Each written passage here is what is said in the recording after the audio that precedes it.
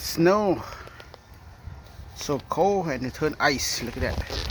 so cold last night. ฟังดูนี่น้ำนี่ในถังเป็นน้ำแข็งความเย็นมันนะไม่ต้องเลยเกลือน้ำแข็งมันนะอันนี้ก็สโนว์ตกมือก่อนเนาะก็เปื่อยละอยู่ดรายเวย์เนี่ยเปื่อยละนี่เปื่อยแล้วดรายเวย์นี่เห็นปะปลาหญ้ายังเต็มอยู่เห็นปะปลาหญ้านี่นะปลาหญ้ายังเต็มอยู่ปลาหญ้าแต่ว่าออกมาพี่ก็หลังบ้านอันนี้โอพี่หน้าบ้านเนาะพี่น้องหน้าบ้านก็มาทางนี้อันนี้ก็รถก็ร่างมันก็เป็นรถเป็นร่างอันนี้หน้าบ้านก็มาทางนี้มาทางนี้อันนี้มาฮอดพี่แล้วเห็นบ่อันนี้ดรายเวย์นี่สโนว์ได้ส่วนออกว่านี่มันก็แห้งหมดเลยเนาะมาหน้าบ้านนี่รถก็เจ้ากระแลนสโนว์ก็ยังข้างมาเยี่ยมเห็นบ่สโนว์นี่ข้างมาเยี่ยมคุณนะสโนว์ขาวจั่วเย็นใบไม้มันหล่นเบิดใบไม้ความเย็นของมันพี่น้องหนาวไหลอยู่ออกมานอกถึงอยู่โดนมาได้อยู่มง3-4 นาทีแล้วก็พออยู่เท่านั้นแหละมาที่นี่เขาจะจอดรถอยู่ถนนทางอย่างเห็นบ่มันเป็นเฮือนแบบเฮือนติดกันเลยบ่ทางซื้อจิตหมดสายบอกนะเดี๋ยวสุดแสงตาเลยสุดปุ่นอะไรบอกนะที่นี่ก็สุดปุ่นซื้อจิตเลยวันท่านี่ก็ซื้อจิตพวกแลนแข่งรถกันนี่คักแล้วย่างคืนมาเขาแลนแข่งรถกันหวาเขาบอกแข่งนกแทนนะเฮ็ดบัมสปีดบัมเห็นบ่แลนไวจนสปีดมันก็ตกบุ้มแล้วละสปีดตกนะนี่ออกมานี่ก็เห็นบ่สโนว์มีนกมีหนูบินอยู่เทิงพวกอันนี้ก็เป็นแมวบักเห็นบ่นี่ United States Post Service เนาะหนาวพี่น้องมาก็เดียวหนาวนะสโนว์ขาวจ้วเห็นบ่นี่สายบอกเขาจะกระลุดว่านี่มันก็เปื่อยเห็นบ่นี่มงเปื่อยมงบุเปื่อยมงเปื่อยแน่มงบุเปื่อยแน่พี่น้องเลยกันย่างไปทางนี้แหละอันนี้ก็เป็นสตรีทบัมนี่สตรีทบัมรถเขาเจ้าเล่นมาเขาเจ้าวันนี้เขาเจ้าก็สโลว์ลงเห็นบ่มันเป็นสปีดบัมนี่นะสปีดบัมมันสโลว์ลงมาหน่อยนึงอันนี้ท้องฟ้าก็มืดครึ้มสโนว์สิตกอีกแล้วนี่นะนี่คือนี่ผลลมแห้งๆงาไม้หักเป็นแถวงาไม้น้อยหักเป็นเดียวหักเป็นแถวลง Hi Bobby good how are you that's good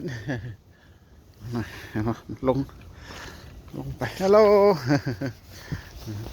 ลงไปสโนว์มันก็หนาวมันก็ลมก็หนาวลงไปนิดนึงอันนี้ก็เปื่อยสโนว์เปื่อยหลายเติบแล้วนี่วะเปื่อยออกหลายเติบแล้วส่วนไปน้ำมันก็เปื่อยออกถ้ามันส่วนนี่มันก็บเปื่อยตรงนี้ส่วนออกสโนว์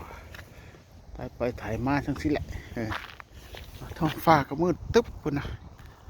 มันฝนสิตกเลยที่นั่นนะฝนสิตกนึกสโนว์สิลงมาก็อีกนี่นะก็จะว่าสิลงสโนว์สิลงมาอีกจากอินแหละ3 อิน 6 อินแถบในเมืองแถบนอก เป็นไงแถบตะพูตั้งป่ามันก็12 อินหาตัวใด12 อินหา18 อินมองแถบนอกถึงมองถึงค่อยถึงพูทั้งอย่างรถกระเจ้ากระเลนกลายไปกลายมารถกันนี่เจ้ากระเลนไปเลนมาแลนทั้งคนกันมาลงปองแต่งแลนไปแลนมาสิแหละรถกระเลนเด้ท่านั้นนะสายเบิ่งน้อยนึงมันพี่น้องเลยมาได้สาย2-3 ปีแล้วมันนี่คือจังไดแหละสโนว์ตกแล้วจะสายมาให้พี่น้องเบิ่งน้อยนึงเนาะสโนว์ตกน้อยนึงแบบมันตกแห้งๆนี่โอ้เพียงหัวเข่าพอดีนี่หาก็ท่วมหลังตีนเมื่อคืนนี้ท่วมหลังตีนวันนี้มันเย็นเลยมันยุบลงแล้วเนี่ยลังเถือกลังปีกับเพียงเอวลังปีกับเพียงคอลังปีกับท่วมหัวยืนมือลังปีกันนะสโนว์หลายแท่หลายว่าน้องเลยโอ้เย็นอีหลีนี่ขับรถแลนไปแลนมาแลนไปรถก็ได้ย่างลิ้นไปนิดนึงก่อนโอ้ยมือเย็นมือแข็งกระด้างแล้ววันนี้ลืมเลยใส่ศพมือเย็นซ้ำอันนั้นซ้ำมันเข่าตู้เย็นมันทั้งเย็นมันนี่ทั้งเข่าตู้น้ำแข็งทั้งเย็นมันนี่เข่าตู้น้ำแข็งต้องเลย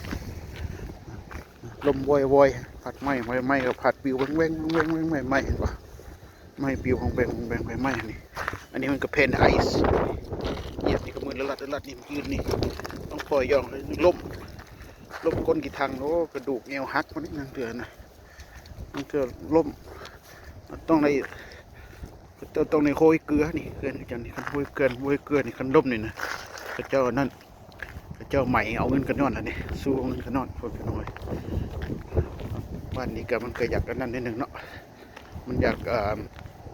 เก่าแก่นิดนึงเพื่อนก็จะเก่าแก่ละเพื่อนนี่ก็สิมงหลังๆกับ80 ปี70 ปีก็มี100 ปีก็มีหลังๆเอาแต่พวกซาปลูกไว้ของโน่นนี่เพื่อนตัวนี้เนี่ยนะบ่คืนนี้ลมบักแห้งงาไม้หักเป็นแถวงาไม้หักโอ้ลมแห้งเลยลมแห้งเลยลมแห้งแล้ว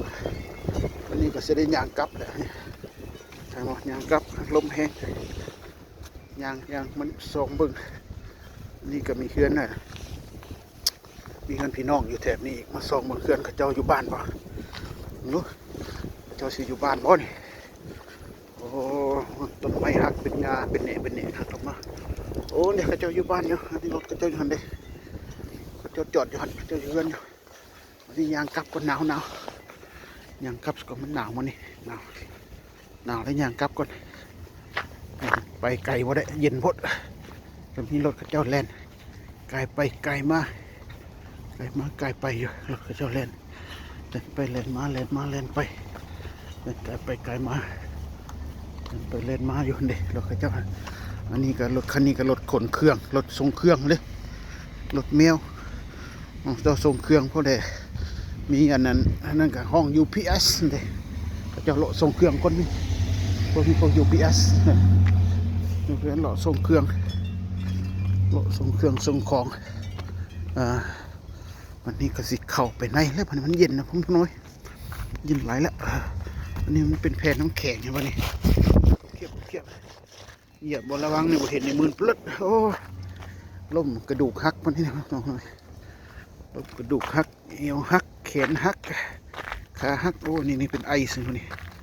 เป็นไอเป็นแผลเจ็บแล้วเป็นไอซ์เหยียบดังควบเคียบเอาไปเย็นดีไปแซ่เบียกินแซ่บเลยนี่จ้อยนี่ปลาหยายังไหลอยู่นี่ไปแซ่เบียได้สบายปลาหยานี่ปลาหยาแซ่เบียกินได้สบายวันนี้ก็สิกลับเข้าไปในบ้านก่อนนะผมน้อยไปเลยมันหนาวนี่ต้นไม้นี่มันบ่ตายต้นไม้นี่มันสโนว์ตกปกล่ามันก็บ่ตายมันทนน่ะนะมันทนสโนว์ตัวนี้นี่เห็นบ่แปลว่ามันอยู่ตลอดแรงตลอดฝนตลอดสโนว์มันบ่ตายต้นไม้นี่ท่านละซีอะไรเด้ออะไรกันเข้าไปในก่อนหนาวแห้งบ๊ายบายหนาวข้างใต้แข็งละ